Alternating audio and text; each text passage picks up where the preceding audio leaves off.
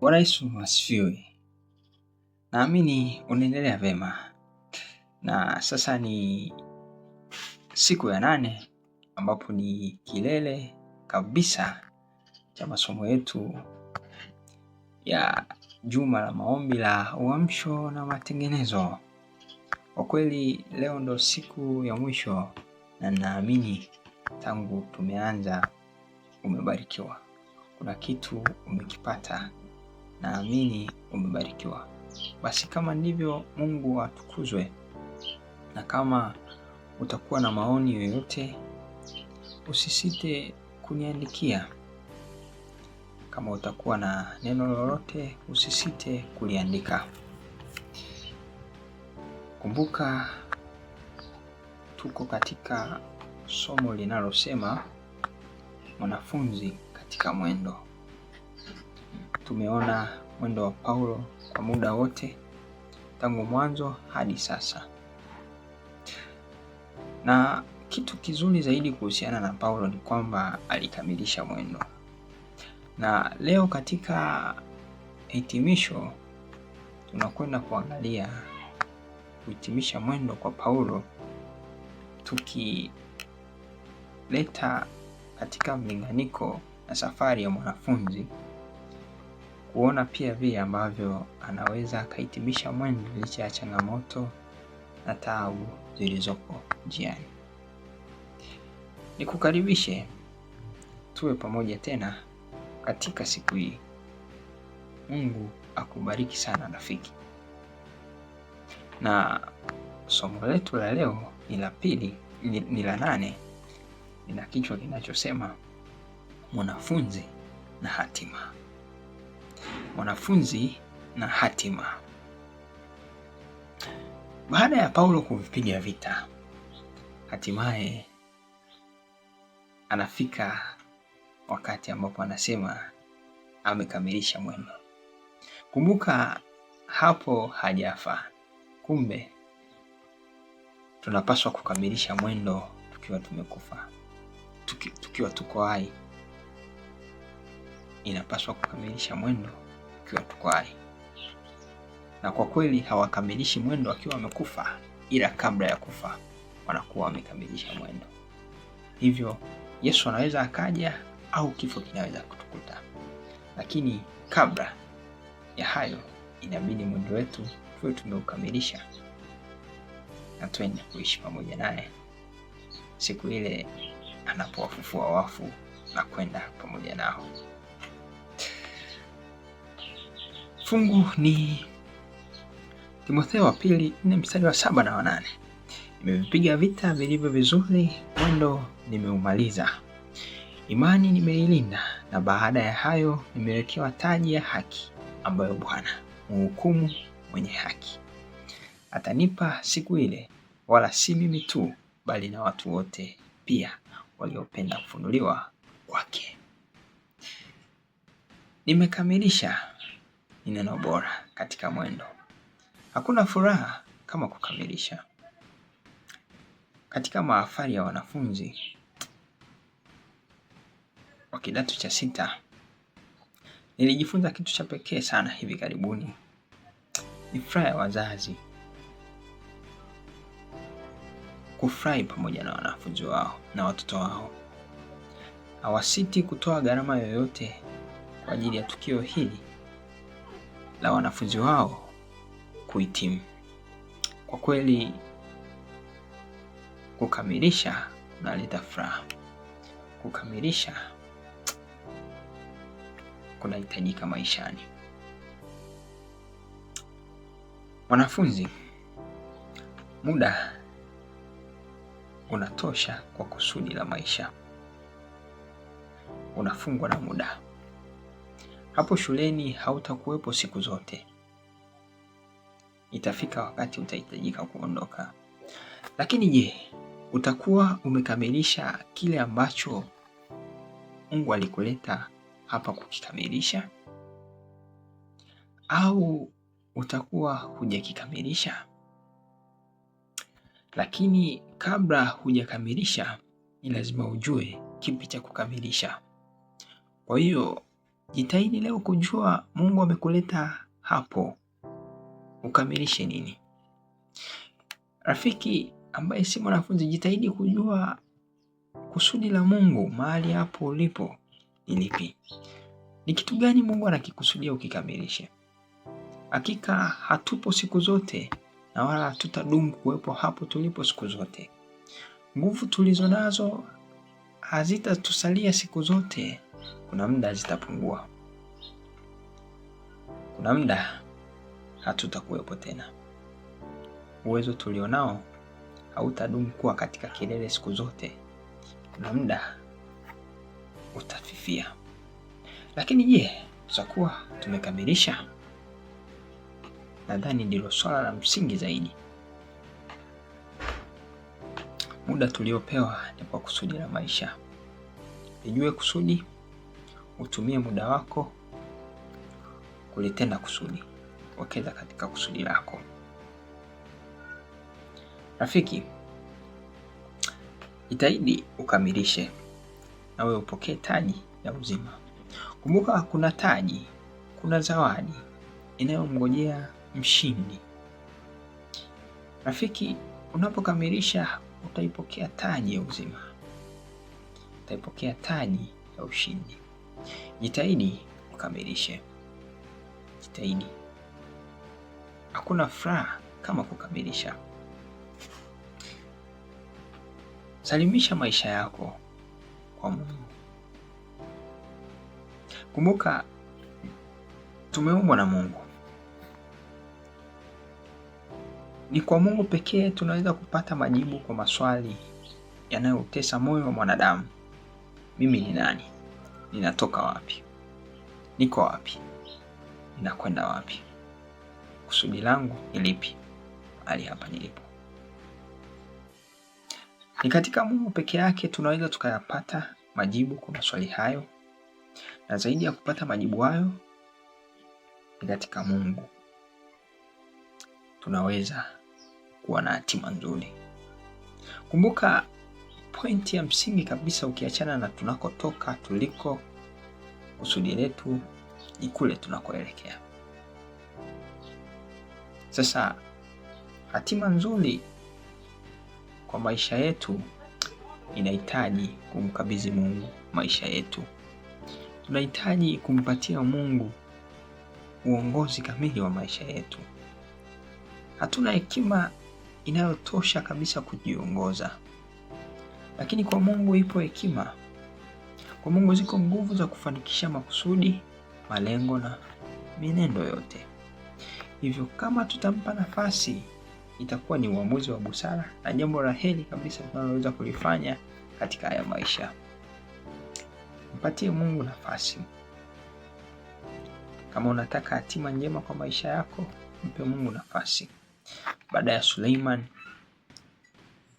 kujitaabisha katika uchunguzi mwingi na kazi kubwa, akiongozwa na hekima yake, mwisho alikuja kugundua yote ni ubatili. Suleiman alitumia sehemu kubwa ya maisha yake kuchunguza lile linalomfaa mwanadamu. Akaja kugundua kuna ubatili mwingi na taabu kubwa inayoambatana pamoja na maisha ya mwanadamu.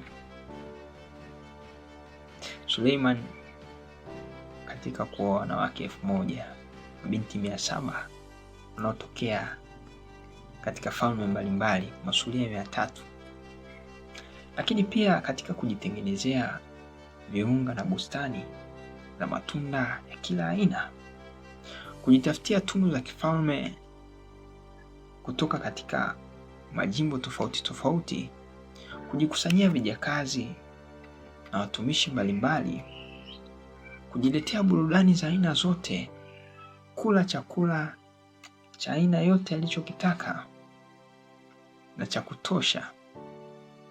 Lakini katika kujifurahisha kwa mvinyo, katika kuuchunguza wazimu, upumbavu na hekima, na katika mengine mengi aliyoyafanya na kuyavumbua chini ya jua, alikuja kugundua kuwa yote ni ubatili. Na ndiposa hatimaye akakaa na kuandika kile alichoona pekee kinampasa mwanadamu. Akaandika akisema, hii ndiyo jumla, yote yamekwisha sikiwa. Maana yake hakuna jipya, yote yamekwisha sikiwa. Msimamo ni upi? Kinachotakiwa ni kipi? Akasema, mche Mungu nawe uzishike amri zake, maana kwa ujumla ndio impasayo mtu. Rafiki yangu, mwanafunzi, mche Mungu nawe uzishike amri zake, maana kwa ujumla ndio impasayo mtu. Mpe Mungu nafasi maishani mwako, muheshimu, mtii, zishike amri zake. Amri zake ni kwa ajili yetu na ni kwa ajili ya mema yetu. Ikiwa amesema usiue, ni kwa sababu anataka tuishi katika ukamilifu wa siku zetu. Anatamani tuishi vema na wenzetu. Kama amri isingekuwepo, maana yake watu wangejichukulia tu hatua sheria za kuua bila kudhibitiwa. Lakini amri inaweka kipi chema mpaka wa kipi chema na kipi kibaya. Rafiki, mtangulize Mungu. Mpe Mungu nafasi maishani mwako. Anasema Mungu ataleta hukumuni kila jambo, kila neno, kila kazi. Ikiwa ni la wazi au ni la siri, vyote vitaleta hukumuni. Katika kwenda kwako kote, unaweza ukawaficha wanadamu, unaweza ukaepuka macho ya wanadamu, lakini jicho la Mungu linakuona popote pale ulipo. Mche Mungu, ni usalama sana, ni salama. Ni salama. Hatima njema inahitaji tumpatie Mungu maisha yetu. Mbingu zipo, lakini tiketi ya mbingu inahitaji tumwamini Mungu na kuyatoa maisha yetu kwake. Sasa patie Mungu maisha yako. Mwisho kuna moto na kuna mbingu. Mungu anahitaji kuishi na sisi milele. Ametuumba kwa kusudi lake na ametuumba tuishi naye. Tegemea Mungu. Mtangulize Mungu. Rafiki, pamoja na yote usisahau tunazungumzia mwisho.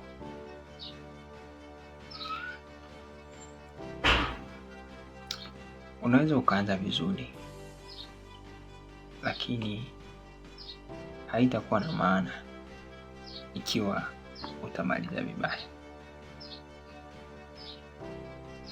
Je, utamalizaje? Unahitaji kuanza vizuri, kudumu kupiga vita vizuri na kumaliza vizuri, kwa kuwa kuna wengi wanaojifunza kwako. Rafiki, hatuhitaji kubadilika. Mungu asiyebadilika ametuumba kwa mfano wake.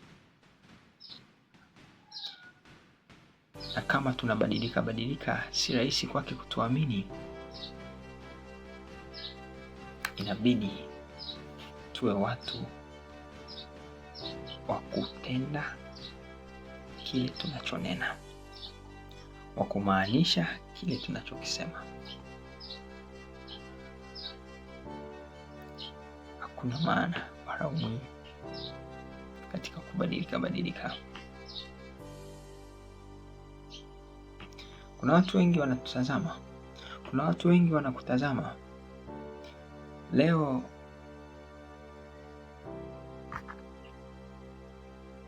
ukiwa hivi na kesho ukiwa vile, utawapoteza na kuwachanganya. Usibadilike. Tumeagizwa kujifunza na kuichunguza miisho ya imani ya watu mbalimbali wa Mungu, ndipo kisha tuwaige.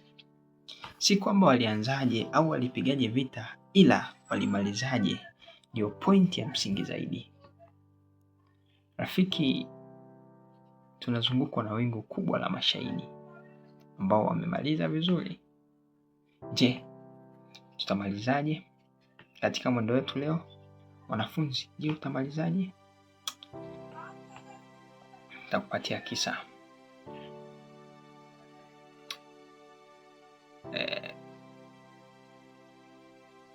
Naye rafiki yangu alinipatia keki. Alijua kwamba situmii keki, lakini akanisi, usipoichukua sitachukua kitu chochote kutoka kwako. Hata hivyo, nimewahi kupata fursa ya kulishwa keki mbele ya watu, nami nikakataa kuila ile keki kwa sababu natambua madhara yake kwa afya ya mwili, akili, lakini pia roho. Sasa rafiki yangu akanisi, nenda chukua, nenda nayo, usipoila wewe, mimi najua wewe utatumia, ila na wale wengine watatumia. Kwa sababu sikuhitaji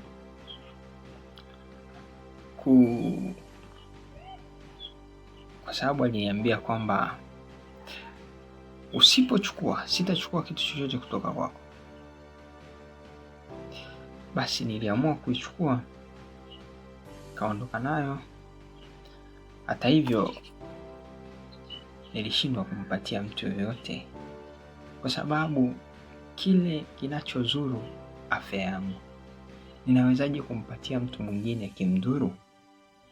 Lakini hata hivyo ningeweza kuila kwa sababu ninaweza nikawa mahali peke yangu, mahali ambapo hakuna anayenitazama tena. Lakini hata nilipokuwa na njaa, nilikumbuka kwamba nimewahi mbele za watu kuikataa, na kile nilichokikataa hadharani, basi hata kwa siri inabidi nikikatae. Tofauti na hivyo, nitakuwa mtu wa kubadilika. Kwa ufupi, hilo nililishinda.